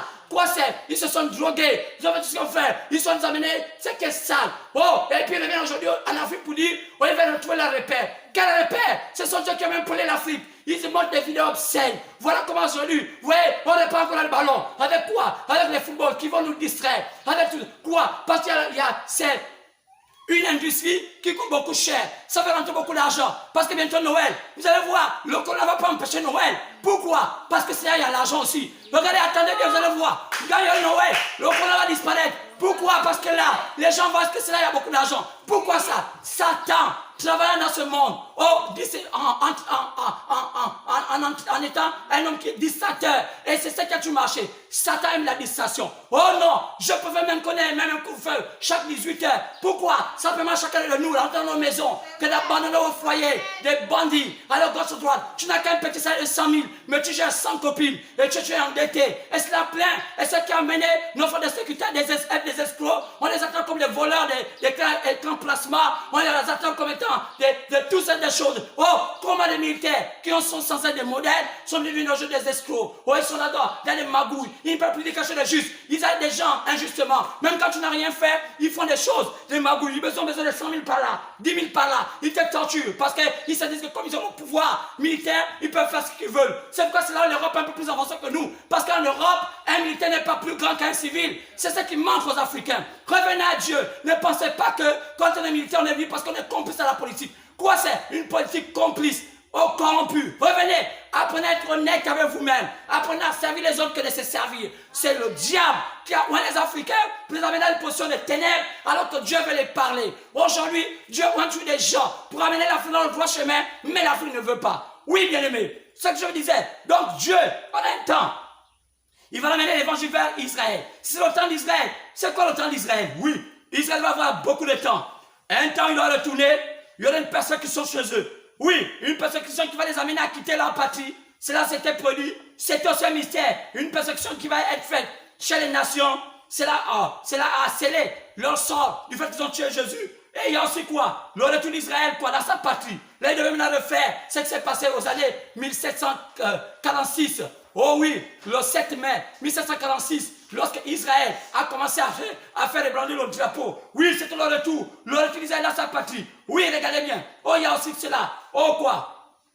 La rencontre d'Israël avec le Messie. La rencontre d'Israël avec le Messie. Oui, il était prévu qu'après qu'il va vers les païens, il doit repartir en Israël. Parce qu'il n'avait pas terminé tout ça, toute la mission. Il n'avait fait que 3 ans et demi. Mais malgré 3 ans et demi, parce que Daniel a montré ça dans la vision de 70 semaines. Il dit, la dernière semaine que je devais s'accomplir. Mais on devait interrompre sa mission. On appelait ça un temps où le Messie fut tué. Mais il devait rester encore 3 ans et demi. C'est pourquoi on a que le Messie va accomplir ces 3 ans et demi à la fin, lorsqu'il met avec les païens. Jésus fait la même chose. Comment ce mystère-là, les gens ne connaissent pas? Le mystère de la tribulation de chez les nations. Lorsque Jésus va mener vers les païens, il est prévu que chez les nations, il y a une tribulation. Quoi c'est? Il y a un massacre. Qui on massacre? On massacre les religieux. Quoi c'est? Les églises seront torturées. Dès que Dieu, le Seigneur repart vers Israël, chez les nations, donc fallait chez les païens, le pouvoir politique, le pouvoir communiste, en accord avec la grande prostituée, torture les églises et les impose la marque de la bête. Et cela, mais c'est un mystère. J'ai aussi oublié même le mystère de la marque de la bête. Beaucoup de gens disent, tantôt c'est une voiture, tantôt c'est des hommes de lumière parce qu'ils ont ceci. Alors que c'est du mensonge. Ce n'est pas ça la marque de la bête. La marque de la bête, c'est la religieuse. Est-ce quelque chose de religieux? Quand il y a un signe, comment la voir? Ce n'est pas une voiture, ce n'est pas tout ce qu'on dit. Oh, la numérotation, on va mettre ça sur la main. Non, laissez quelqu'un qui Dieu a donné mandat de révéler ça, vous révélez cela. Mais vous, le diable, vous donnez vous-même. On les voit venir, même des docteurs en théologie, des Européens, ils s'asseyent, des Occidentaux, ils viennent nous mentir sur la marque d'Abel pour détourner les gens du vrai chemin. Alors qu'il y a un homme à qui Dieu a donné ces révélations-là qui sont réelles. Et c'est vérifié, c'est clair. Et on peut voir. Mais le diable, qu'est-ce qu'il fait? Il détruit les gens. On dirait que non, la marque d'Abel, c'est la famille rouge. La marque d'Abel, c'est l'Illuminati. La marque d'Abel, c'est toute une confusion. Alors qu'il y a la parole de Dieu qui a été révélée. Les choses sont claires. Et les gens savent que c'est la vérité. Mais le diable, qu'est-ce qu'il fait? Il va vers le bas peuple, il est mort et il galère une histoire de psychose. Et c'est ce qui fait qu'aujourd'hui, le diable a fait en sorte que la parole a été embrigadée et les gens ne peuvent pas connaître la vraie vérité. Et les gens ne sont pas libérés, les gens ne marchent pas sur la voiture et donc tout sont des peurs. Les gens ne savent pas parce qu'il y a tellement de choses dans les cinémas qu'on écoute, qu'on voit, mais qui n'ont rien à voir avec la réalité. C'était les Nigériens qui nous ont raconté là-bas des histoires. Là on pilait les bébés, et tout on appelle ça la rose croix. Là on coupait les têtes des femmes. La rose croix, donc ce qu'on appelle ça c'est des crimes. Mais c'est pas rose croix, c'est pas français, ce sont des crimes, ce sont des assassins. Donc on a confondu tout ça. Et on appelait ça les hommes de lumière. Alors frère, il y a trop de confusion sur cette terre qui fait que l'Afrique ne sait même plus là où partir. Et on est en train d'avaler tout ce qui vient de l'Occident, croyant que c'est vrai, alors que l'Occident aujourd'hui est dans les ténèbres. Alors frère, j'ai dit, quoi c'est l'Afrique? Plutôt l'Afrique va voir, plutôt les nations vont avoir un tas de tribulations lorsque je vais être vers Israël. Mais comment vous ne savez pas que ça va arriver? Ça va arriver. Et c'est là où vous ne comprenez pas. Les gens des églises, vous serez prisonniers. C'est ce qu'on appelle l'image de la bête. Et cela vous ne comprenez pas. Cela va être torturé. Ne savez-vous pas qu'aucun fidèle d'une église serait sauvé? Oui, car une église ne peut pas mener quelqu'un au salut. C'est pas possible. Jésus a amené les gens au salut par une parole, un message. Chaque temps, c'est toujours répété. Une église n'a jamais mené les gens au salut. Toujours la parole de Dieu, quand tu amènes les gens dans le salut, mais pas une église. Quand une église est un système organisé, une église n'a jamais été quelque chose de Dieu. Jamais Dieu n'a organisé son église. Son église vient être organisée par le Saint-Esprit lui-même. Mais le diable a fait en sorte que ça devient une convention. Une convention quoi? Convention est qu'être une église, c'est un cursus qui montre que c'est Dieu. Non, monsieur. Alors, après la tribulation, qu'est-ce qui se passe là sur cette terre? Oh, regardez, je vous dis que lorsque Israël, Dieu répare Israël, les nations subissent la tribulation. Où serait l'épouse? Alors que Père vous êtes coincé. Parce que quoi? Quand il y aurait la tribulation, la même tribulation qui va se passer là, l'épouse doit être quelque part. Alors, on appelle ça l'épouse doit être cachée quelque part. Mais, cachée où? C'est aussi un mystère. Oh, c'est là il y a un problème. Parce qu'on se dit, il y aurait la tribulation. On va interdire aux gens de prêcher. Il y a beaucoup de pasteurs qui ont commencé à dévancer les fidèles pour dire, non, cette affaire-là, c'est pas notre affaire, c'est vrai, mais on va peut-être nous emprisonner. Non, il faut que vous sachiez. Soyez sur la voiture d'un vrai homme de Dieu qui va dire où sera l'épouse lorsque la persécution. Quand l'épouse sera dans le palais, la Bible dit que c'est une image, c'est ce qui s'est passé au temps de Joseph. Lorsque Joseph était devenu roi, comme je l'ai expliqué, en Égypte, alors il avait épousé une femme païenne qu'on appelait Asneth, c'est un type de l'épouse. Alors on remarquait qu'après il va venir rencontrer son frère qu'on appelle Benjamin. Alors lorsqu'il part voir Benjamin, il laisse sa femme dans le palais. Qu'est-ce qu'elle va dire au palais? Dans les tourments, tout se passe là, mais sa femme était garantie dans le palais. Il ne fallait pas qu'on l'attaque. Donc l'épouse ne passera jamais dans la tribulation. Pourquoi les gens ne comprennent pas ça? Parce qu'ils ne savent pas que c'est un mystère. Il faut maintenant que les pasteurs prêchent comment l'épouse ne passe pas par la tribulation. L'épouse c'est où? Alors, les gens sont coincés parce que les gens essaient de faire tout ce qu'ils veulent. Des calculs humains, ils se rendent compte qu'on ne peut pas échapper. Donc on vient dire que nous on passe par la tribulation, mais ce n'est pas une tribulation, mais c'est quand même. Mais non, l'épouse ne passera jamais par la tribulation. Mais les gens des églises passent par la tribulation. On va les torturer, on va les faire tout cela, on va les manipuler. Ils croiront que c'est à cause de Jésus. Ils croient qu'on les fait ça à cause de Jésus, alors que non.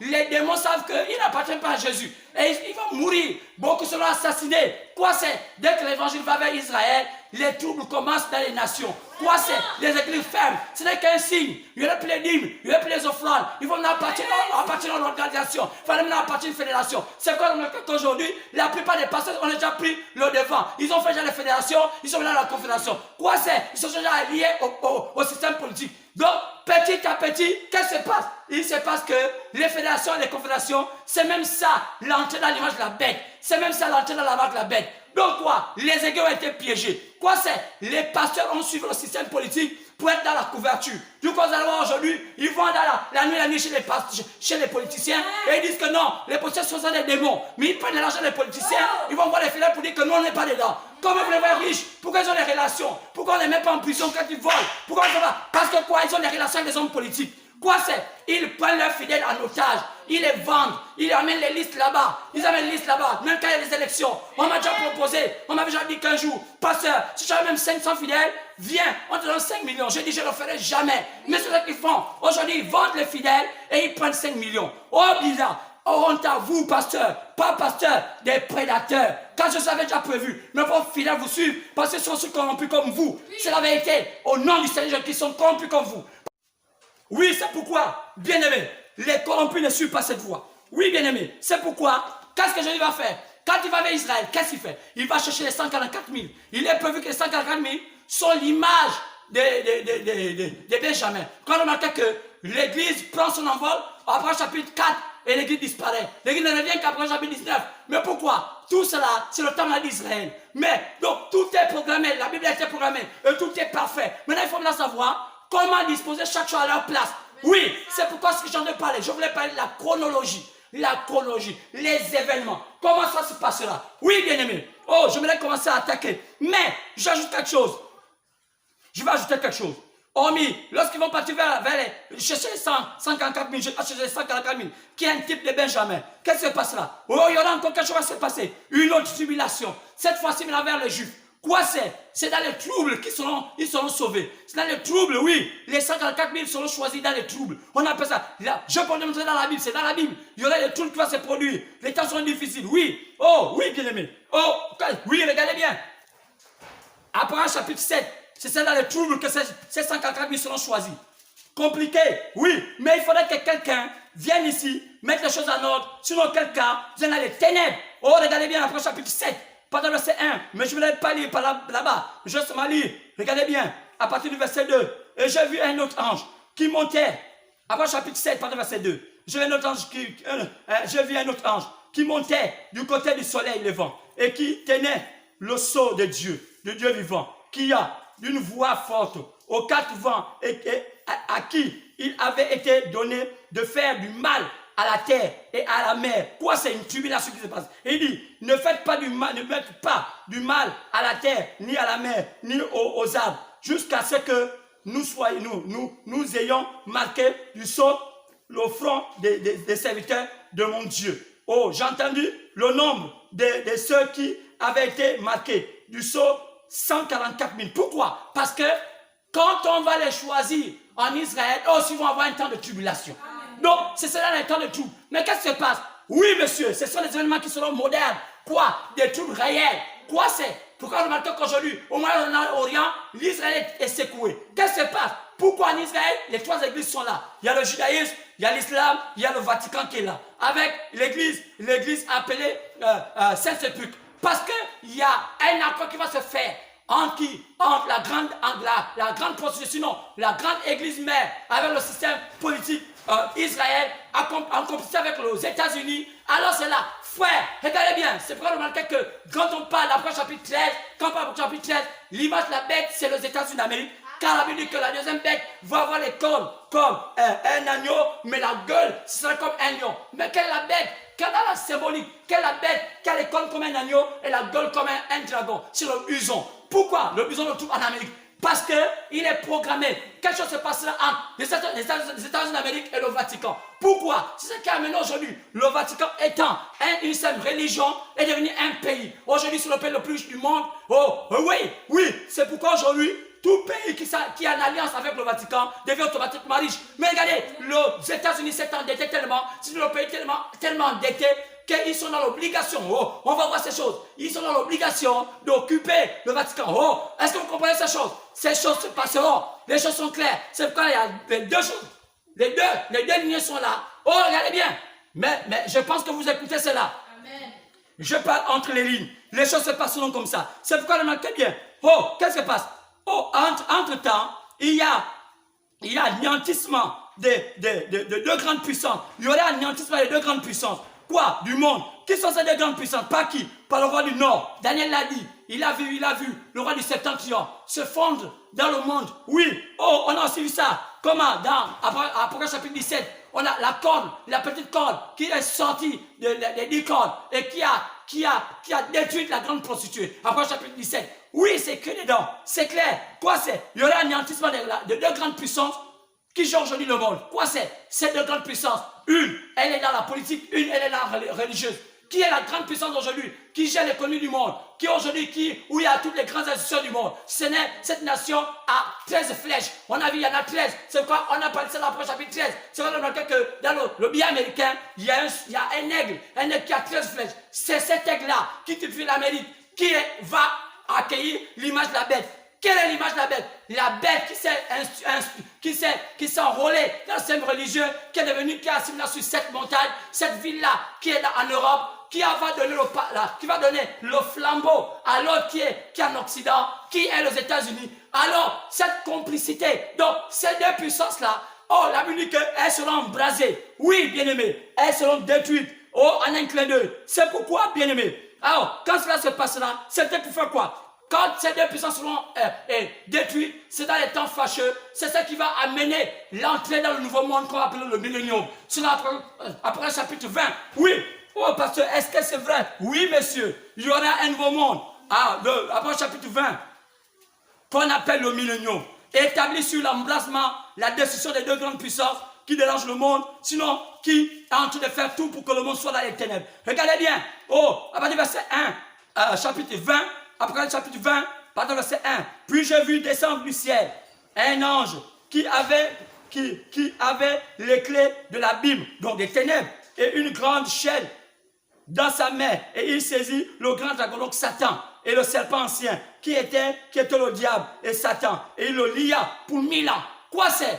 En ce temps-là, ceux qui soutiennent le système dénommé du diable seront détruits. Alors c'est ce que Dieu va permettre à ce qu'un ange qui vient des ténèbres avec des chaînes viennent détruire ceux qui soutiennent le système sale de ce monde. Mais qui on doit utiliser? Le roi du Nord. Le roi du Nord va être un instrument entre les mains du Seigneur. Est-ce qu'on peut voir cela? Oui, monsieur. Amen.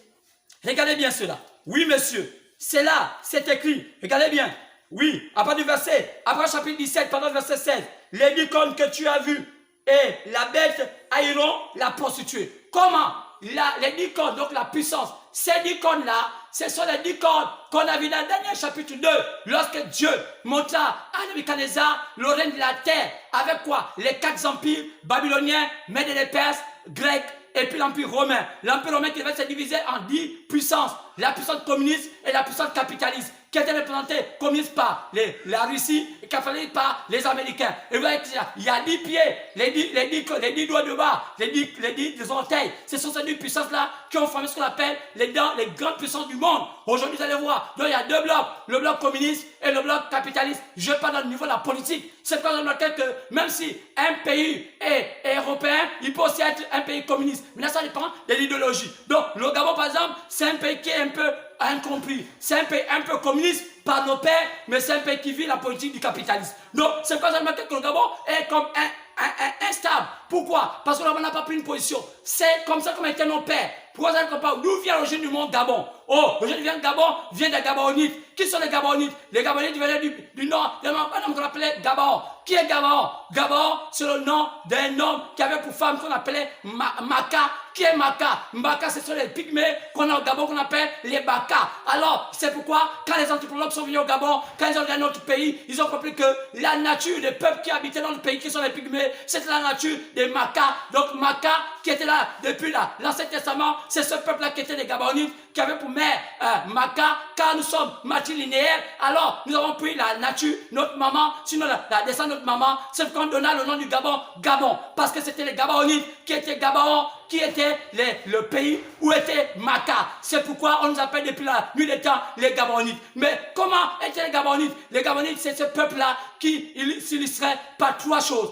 Qu'est-ce qu'ils aimaient? Ils aimaient la fausseté, donc ils étaient rusés, ils étaient faux, et puis ils aimaient aussi les sacrifices humains. Alors leur rituel était comme ça. Alors les gens qui sont initiés au Witi, au Bilombo, au Abanji, savent que le rituel sacré, le rituel suprême, lorsqu'on fait des initiations, c'est qu'on puisse faire couler le sang humain. Ça a été toujours comme ça. Mais, parce que ça a du mieux par rapport au développement. Mais, en réalité, on a été toujours comme ça. Les gens qui savent, les vrais initiés, pas à peu près. Nous, parfois les gens se plaignent, ils appellent ça les cliniques mutuelles. Non, c'est plus la nuit des temps. Nos ancêtres ont toujours fait cela. Ça a été toujours, ce n'est pas aujourd'hui que ce chose se passe. Parce que les Gabonais croient à cela. Qui sont? Nous sommes des Gabonites. C'est pourquoi il a été maudit que les Gabonites, ils sont les gens esclaves du bois. C'est pourquoi, en sortant de cette position-là, c'est ce qui amène aujourd'hui le Gabon dans l'appauvrissement. Je mets à défi le pouvoir gabonais. Si aujourd'hui, il repart dans cette position de refaire le bois et laisser l'exploitation forestière, vous allez voir que l'économie va commencer à se relever. Que le Gabon ne compte pas sur le pétrole. Quand nous sommes pas un pays à pétrole, nous sommes un pays à bois. C'est pourquoi Dieu a permis que notre climat soit un climat favorable à ce que les bois puissent pousser. Alors c'est quand que j'ai eu une vision sur quelqu'un qui a vu comment le Gabon est en train de fleurir. Et là, dans cette floraison, c'est une sœur qui a eu cette vision. Comment dans l'Angounier, le bois est en train de pousser et pousser et pousser. Et dans ce bois-là, on faisait aussi l'agriculture. Et ça a rendu le Gabon prospère. Donc, éloignez-vous de ce que vous pensez. En faisant le pétrole, en faisant cela ne marchera pas. Recommencez le bois, faites le reboisement, réformez les eaux et forêts, que les eaux et forêts plantent le bois, et refaites, exploitez votre bois, vendez votre bois cher, vous allez voir que la population va commencer à être bien. Oui, je vous donne une piste, car le Gabon a été programmé pour être un pays d'exploitation forestière. Oh, est-ce que le pays va tomber la sécheresse? Non. Dieu a permis à ce qu'on ait un climat favorable pour que le bois pousse toujours. Alors, il faut se faire comprendre pourquoi autant de Mabongo, lorsque le bois était toujours exploité, le pays n'a pas autant de misère. Parce qu'on était dans notre position. Alors, que le gouvernement entende ce que j'ai dit aujourd'hui. Revenez, on ne pense pas à l'écologie. C'est vrai, l'écologie nous a permis de régulariser les choses. Parce que ce n'est pas normal que ce soit les Blancs qui viennent exploiter cela. Faites quoi? Faites en sorte que ce soit les Noirs qui aiment les exploitations forestières et les Blancs viennent acheter le bois. Cela marchera. Mais vous ne comprenez pas cela. Et régularisez cela pour que personne ne coupe le bois là n'importe comment. Et il y a des industries comme a fait ce que nous avons aujourd'hui qu'on appelle les Bongo. Que ça ne soit pas parti, que le bois là ne parte pas d'une manière entière hors du Gabon, mais qu'on débute ça ici, ça va pour faire encore. C'est une bonne chose qu'il a fait ce que le Gabon soit un pays qui débute le bois sur place, ça a mené une variable ajoutée. Mais la manière ça ne passe pas de la bonne manière. Parce que centraliser ça sur une seule personne, sur une seule société, ça ne marchera pas. Laissez encore rouger là, laissez toutes les sociétés, les blancs encore là, on est exploiter. Eux là, c'est leur intérêt. Ils exploitent de manière sauvage. Laissez les Noirs eux-mêmes exploiter leur forêt. Et ils vont faire ça un peu. Et ils vont embaucher leur propre frère noir. Et cela marchera. Ça ne fait pas cela. Vous allez voir que ça ne marchera pas. Je conseille au gouvernement gabonais de revenir à Dieu. Comprendre que chaque pays a sa voix. Chaque pays a sa manière de faire les choses. Oh, il y a des pays qui sont faits comme la Côte d'Ivoire, à faire le cacao, à faire le café. Mais nous ne sommes pas les pays de cacao ni café. Nous sommes les pays du bois. Et commencez à planter le bois. Plantez le bois et faites un peu une petite agriculture maraîchère pour nourrir la population parce qu'on ne pourra pas faire une grande agriculture parce que le Gabonais n'est pas physiquement fort pour faire des grandes plantations. Alors faites un peu comme ça, vous allez voir que le pays va revenir et enlevez tous ces systèmes de bois de nuit. Les bois de nuit là qu'on les ferme, que chacun soit libre d'aller là-bas, qu'on enferme, qu'on les mette à la vue au-dessus des enfants, que chacun aille comme il veut, libre, parce que chacun peut aller en enfant comme il veut. Alors, mais ne mettez plus exposé, que les bois de nuit, que les bars ne soient plus à la vue au-dessus des autres, tout le monde. Chacun en a boire sa bière ou ses alcools dans sa maison et partout, et plus en public. Tout cela, mettez ça en nous, vous allez voir que le pays va commencer à changer de mentalité. Quand on prenant la boisson, prenant les drogues, ça les amène à avoir des mauvaises pensées. Et c'est ça qui amène tout ce qu'on a comme tuerie aujourd'hui. On voit aujourd'hui comment on voit dans Facebook, comment aujourd'hui un enfant de 15 ans peut inciter à ces deux petits enfants de se battre et taper. Tout ça, ça montre, c'est l'effet de la drogue. Parce qu'au Gabon maintenant, un enfant à part de 15 ans commence à fumer la drogue. Quoi c'est? C'est un pays qui va dans les ténèbres. Pourquoi? Parce qu'on ne veut pas suivre la voie des vrais ouins. Parce qu'il y a tellement de faux pasteurs aujourd'hui qui ont des faux prophéties, comme j'en ai entendu. Oh non, Dieu m'a dit que c'est au temps de la trompette. Quelle trompette dont tu parles? Oh, je suis prophète, Dieu m'a dit que c'est au temps de la trompette. J'interpelle les pasteurs. Quand vous écoutez l'évangile qu'ils racontent, c'est des balivernes. Oh non, Dieu m'a dit que c'est la trompette. Quelle trompette? C'est une trompette confuse. Oh, Dieu m'a dit qu'on va tuer tel. Oh, Dieu m'a dit qu'on va tuer tel. Ça, c'est du Congo, ça. Je ne vais pas dire que c'est du commérage. Ce n'est pas des prophéties. Et comme je pouvais entendre ce fameux prophète ivoirien qui pouvait dire aujourd'hui que le pouvoir a planifié tuer l'activiste gabonais qu'on appelle Jonas Moulenda. Oh, si les Gabonais sont de faire cela, ça montre qu'ils sont bas. Parce que ça ne sert à rien de tuer un journaliste qui parle. Laissez-le parler. Car il est dit dans l'adage africain, le chat aboie, la caravane passe. Maintenant, si quelqu'un ne comprend pas cela, c'est une malédiction, car vous n'êtes pas chrétien, vous n'êtes pas de Dieu.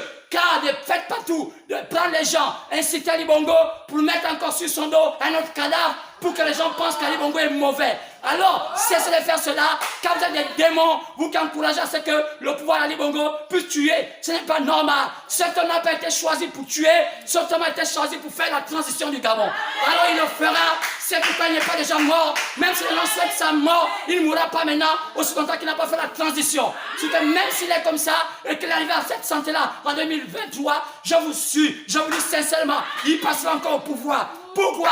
Car ce n'est pas nous qui décidons, c'est Dieu qui décide. C'est pourquoi, quand je parle de chronologie, je dis qu'on revienne en Afrique. Parce que l'Afrique a un temps. L'Afrique a un temps de quoi? Un temps où quelque chose se passera. Quoi c'est?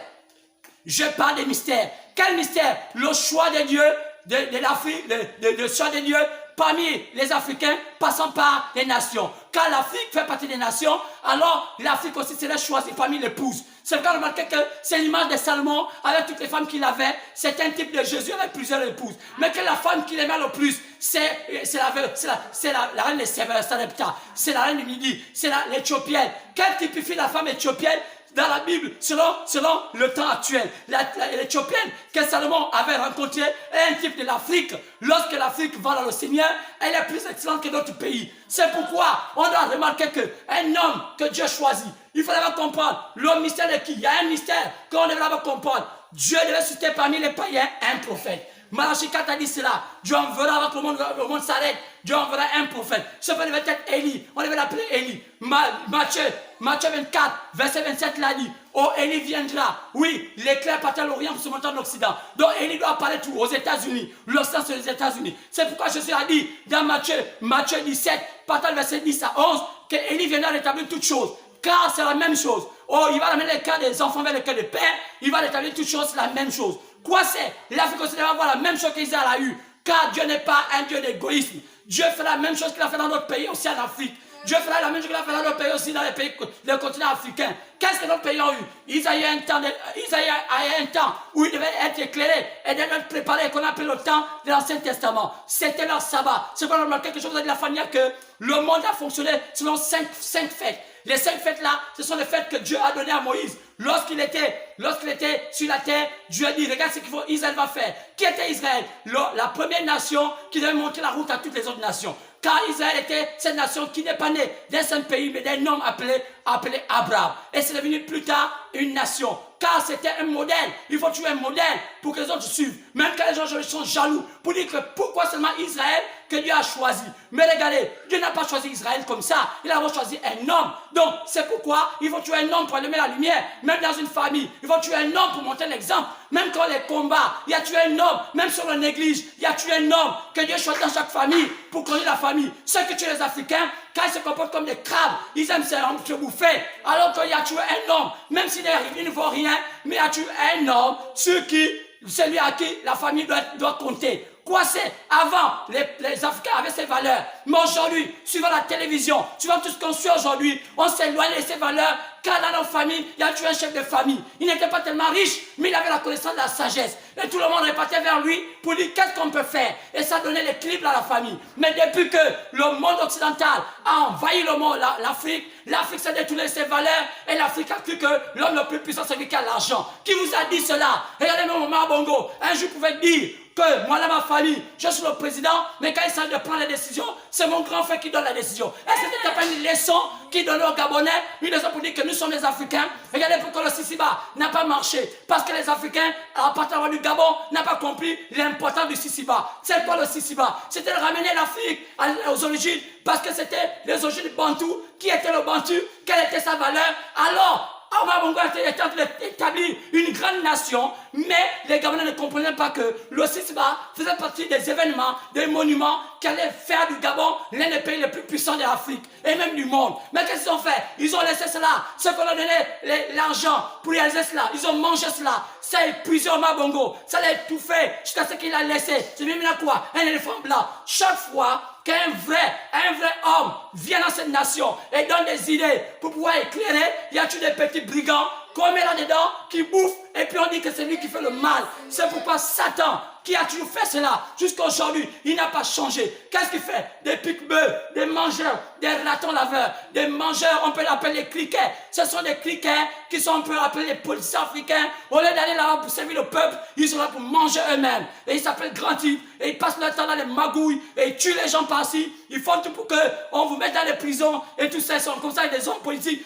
Donc, Dieu, est-ce qu'on peut penser que l'Afrique ou le Gabon va continuer à marcher comme ça? D'où je dis que cette prophétie n'est pas juste, car je ne crois pas que le pouvoir gabonais a décidé de tuer Jonas Moulenga. Et s'ils l'ont fait, alors que cette prophétie doit échouer, parce que je sais que ce fameux prophète qui est un Ivoirien qui était au Gabon, qui a mangé longtemps au Gabon et qui a fait tout pour que les femmes gabonaises, oh, comme on les voyait avec Sidney, escroquerie, c'était eux les pères de la postérité au Gabon. Ils sont venus ici, oh, j'en ai vu, j'ai assisté même à un niveau où j'ai vu un homme, un Ivoirien, soi-disant prophète qu'on appelait Sidney quoi. Il a installé une natte, il a dit remplissez cette natte-là d'argent, c'est comme ça qu'il faut bénir un homme de Dieu. Oh, ma chaussure coûte 300 000, n'importe qui peut porter ça. Oh, il téléphonait au lieu de la chair, disant que regardez, je téléphone parce qu'on peut téléphoner en Jésus.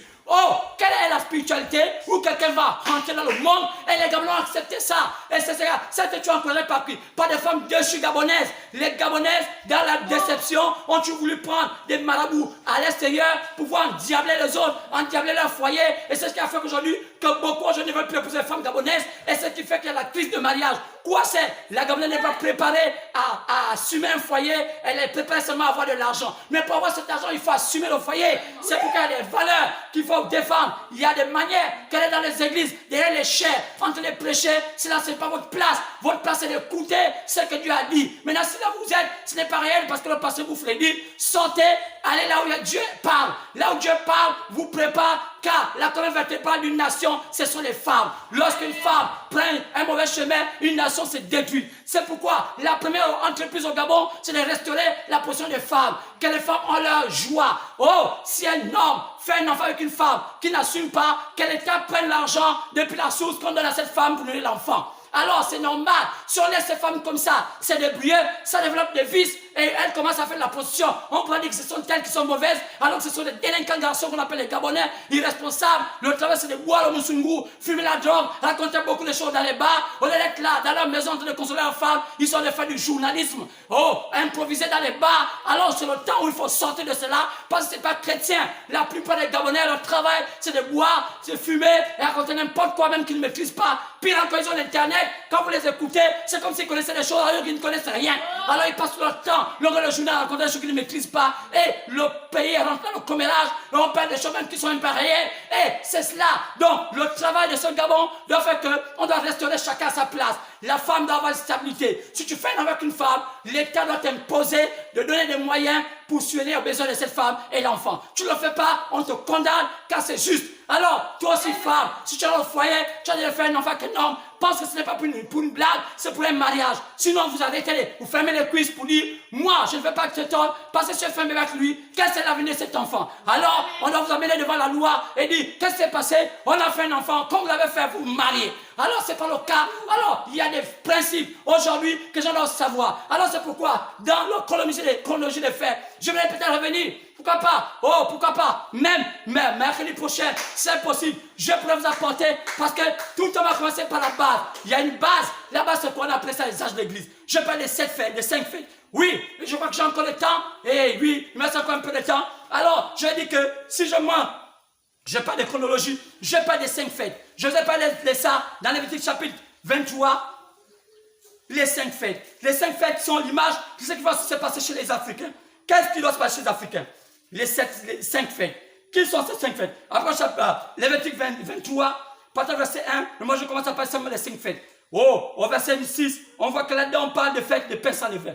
Qu'est-ce qu'on appelle fête sans levain? La fête de pain sans levain. C'est la fête de Pâques. La première fête de Pâques, c'est l'image d'un peuple. Lorsqu'on voit dans Lévitique chapitre 21, partir verset 6, l'homme travaille pendant 6 jours. Il s'est dans l'esclavage, mais le 7e jour va suivre ce qu'on appelle la libération. Chaque homme, chaque 7 ans, quelque chose se passe dans la vie d'un homme et il change de dimension. Regardez l'homme, lorsqu'il grandit, lorsqu'il a 0 ans, arrivé à 7 ans, il a d'autres idées. Parce qu'avant 7 ans, il a d'autres idées. Quoi c'est? Un champ de dans son cerveau, la même chose, c'est ce qu'on appelle le sabbat. Donc, c'était le fait, mais qui avait une image, qui avait une relation avec la vie d'un homme et aussi avec la marche de l'homme vers Dieu. quand c'était au convenait de Dieu, on faisait un parcours en passant par la terre et après on revenait à Dieu. Alors c'est un parcours qui était un parcours périlleux, mais c'était une formation. C'est pourquoi l'homme, dans sa formation, quand il retourne à Dieu, il devient un homme qui a réussi. C'est pourquoi n'ayez pas peur de subir les hauts et les bas, c'est votre formation. Et après quand vous revenez vainqueur là-bas, Dieu vous donne la couronne. Alors c'est pourquoi, regardez bien, première fois cette affaire des pains sans levain, après on arrive à la page Lévitique 23, partant verset 9, et on parle de Moïse qui parle là de la fête des prémices. Et on parle que c'est la fête des moissons. Quoi c'est? Après la Pâque, il doit avoir un temps de moisson. Après travailler, on doit avoir le résultat du labeur. Comment un homme, un peuple travaille, mais non pas du labeur. Un Gabonais, malgré arrivé même à 50 ans, il continue à louer, il n'a jamais eu une maison. Mais ouais, le résultat de son travail, ça montre que Satan a laissé rendre un homme esclave, a laissé rendre un pays esclave.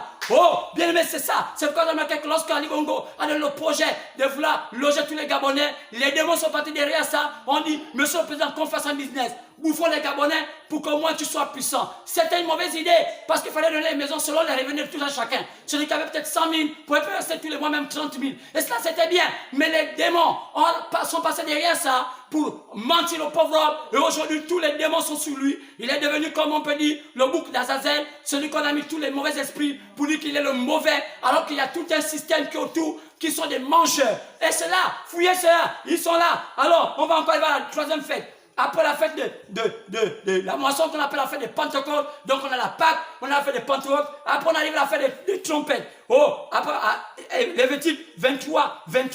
Et pour voir cela, on parle de la trompette. Publier, c'est un temps de repos. Publier un son des trompettes. Quoi c'est? C'était la troisième fête. Quand vous la trompette, il va arriver un moment, après que l'homme arrive maintenant à cela, et il n'y a qu'un modèle qui est dans les prémices. Comment on peut dans la moisson, il faut que c'est lui-là qui montre le chemin.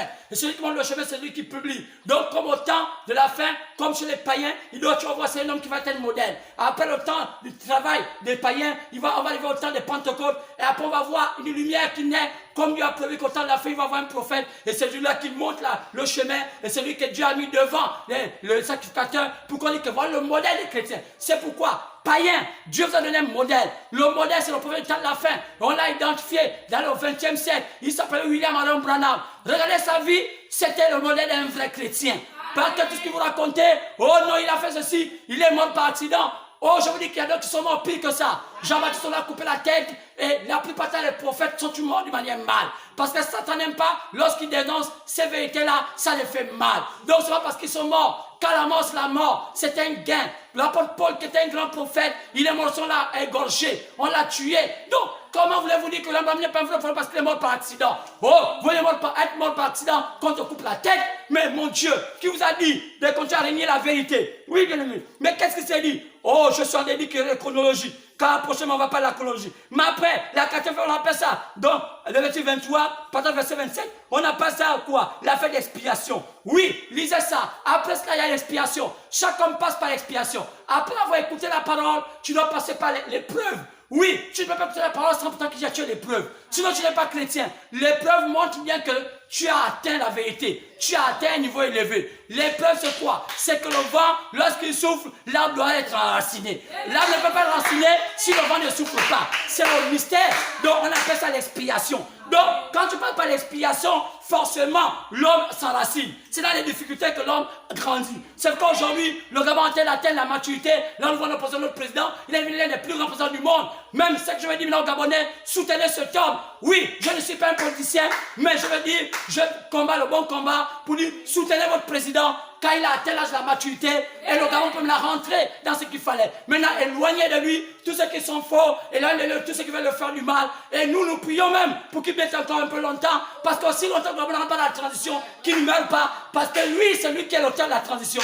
C'est lui-là. Donc, il ne meurt pas maintenant, parce que Dieu sait ce qu'il a fait. Il m'a montré qu'on va avoir un temps de transition, on va avoir un temps de lumière, et on va traverser un moment difficile, et après on va monter, et après on va avoir un Gabon nouveau. Oh, je vais aller voir ce Gabon nouveau, pour que nos enfants, même pour quelques mois, vivent ces moments de bonheur, et disent, oh Seigneur, tu es vivant, avant que le Gabon tombe encore dans les ténèbres, parce que tout pays, après la lumière, tombe toujours dans les ténèbres.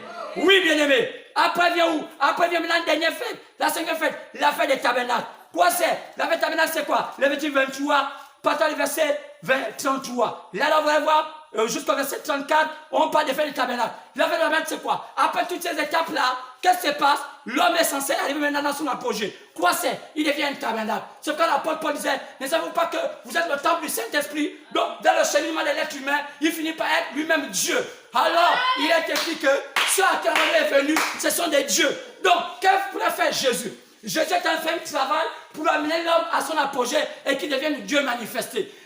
On ne peut pas être des gens qui sont en mission pour aller au millénium si on n'est pas des dieux manifestés. C'est pourquoi on va commencer à voir mercredi prochain les chronologies de ce qui s'est passé en Israël et les chronologies de ce qui doit se passer chez les païens pour atteindre le temps final. Nous, on va voir les âges de l'Église, on va voir la Pentecôte des églises, des païens, et on va voir ce qu'on appelle le temps de l'avènement. Ne connaît pas l'avènement et la seconde venue. Donc, on va aussi voir après la seconde venue de Jésus, on va aussi voir l'enlèvement de l'épouse de Jésus, on va aussi voir Israël dans sa partie, on va aussi voir comment ces choses vont se passer. Et tout cela, ce sont des combinaisons qu'on doit connaître pour connaître à quel niveau le chrétien doit être.